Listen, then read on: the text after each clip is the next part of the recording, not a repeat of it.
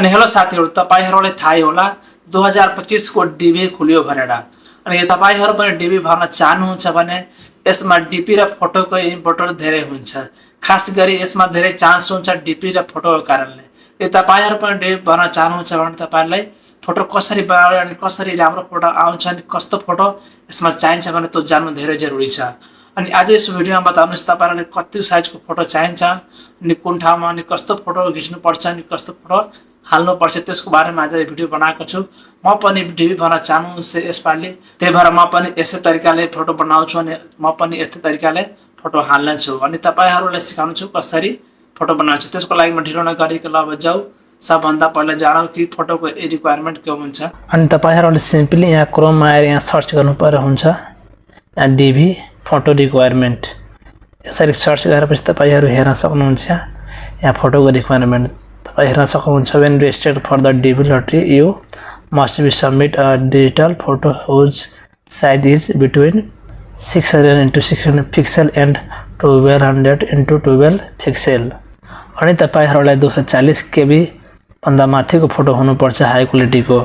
अनि अर्को तपाई यहाँ सर्च गर्नु अनि तपाई अर्को हेर्न सक्नुहुन्छ डिबी लटरी फोटो साइज। या फोटो साइज तपाईहरुलाई 2x2 को फोटो हुनुपर्छ अनि अर्को एमएम मा हेर्न सक्नुहुन्छ। अकाउन्ट एमएम को साइज हुनुपर्छ।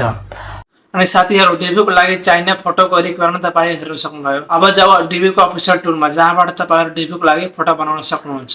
सिम्पली तपाईहरु क्रोममा जानुहोस्। क्रोममा गएर तपाई यहाँ सर्च गर्नु पर्ने हुन्छ डिबी फोटो टुल्स। म सिम्पली यहाँ सर्च गर्छु अनि सर्च गरेपछि तपाई हेर्न सक्नुहुन्छ फर्स्ट वेबसाइट हेर्न सक्नुहुन्छ। फर्स्ट साइटमा हेर्न सक्नुहुन्छ फोटो टुल्स हेरेको छ। तपाईहरु सिम्पली यसमा क्लिक गर्नुहोस् अनि यहाँ क्लिक गरेपछि तपाईहरु हेर्न सक्नुहुन्छ यहाँ फोटो एडिट गर्न आइसक्यो। तपाई यसलाई फोटो क्रप गर्नु पर्दैन, अटोमेटिक तपाईको फोटो बनाएर दिन्छ। तपाई हेर्न सक्नुहुन्छ चुज यो फोटोमा सिम्पली यसमा क्लिक गरेर तपाईहरुले फोटो एडिट गरेर हेराउँछु। सिम्पली यसमा क्लिक गर्छु अनि क्लिक गरेर म कुनै एउटा फोटो लिन्छु आफ्नो ग्यालरीबाट। सिम्पली यसमा क्लिक गरे यसरी क्लिक गरेपछि तपाई हेर्न सक्नुहुन्छ अटोमेटिक क्रप गरेर दिन्छ।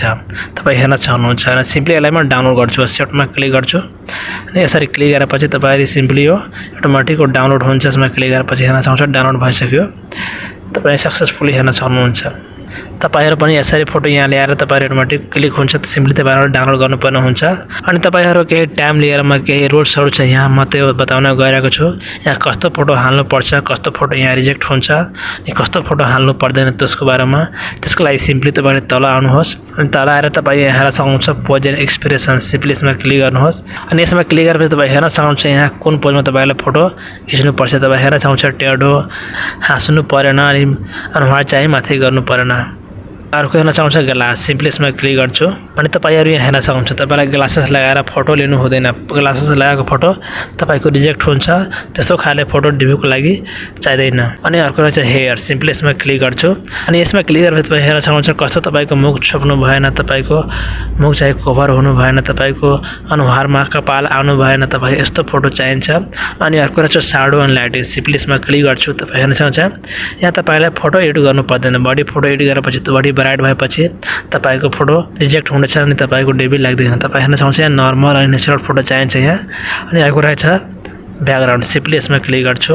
यहाँ तपाईहरु हेर्न सक्नुहुन्छ तपाईको ब्याकग्राउन्ड सिम्पल र प्लेन हुनु पर्यो। ब्याकग्राउन्डमा केही हरियो केही सहरहरु केही फोटो हुनु परेन, सिम्पल प्लेन हुनु पर्यो। तपाई हेर्न सक्नुहुन्छ दुईटा फोटो यस्तो सिम्पल व्हाइट हुनु पर्यो तपाईहरुको फोटोको ब्याकग्राउन्ड। अनि अर्को हेराइदिरा छु यहाँ तपाई हेर्न सक्नुहुन्छ यहाँ क्वालिटी तपाईको फोटो क्वालिटी राम्रो हुनुपर्छ। तपाईको फोटो ब्लर हुनु परेन, तपाईको स्क्रैच हुनु परेन, फोटोमा क्वालिटी राम्रो हुनु पर्यो, एकदम चिटिक्क हुनु पर्यो। अनि अर्को हेरेको छु चिल्ड्रेन। सिम्पली यसमा क्लिक गर्छु अनि चिल्ड्रेनको फोटोहरु तपाईहरु छ्यानमा सुताएर त्यसको फोटो लिन सक्नुहुन्छ। यसरी बसाएर अनि टेढो बाङ्गो हुनु परेन। अनि अर्को रहेछ फेक्स। तपाईको मुखमा केही हुनु परेन, तपाईको अनुहारमा कपाल आउनु परेन, तपाईको अनुहार कभर हुनु परेन। यदि तपाईहरु यी सबै रुल्सहरु फलो गरेर तपाईको यो रुल्सहरु हेर्दै तपाईहरु राम्रो फोटो बनाएमा तपाईको डिबी पर्ने सम्भावना अलि बढी नै हुन्छ।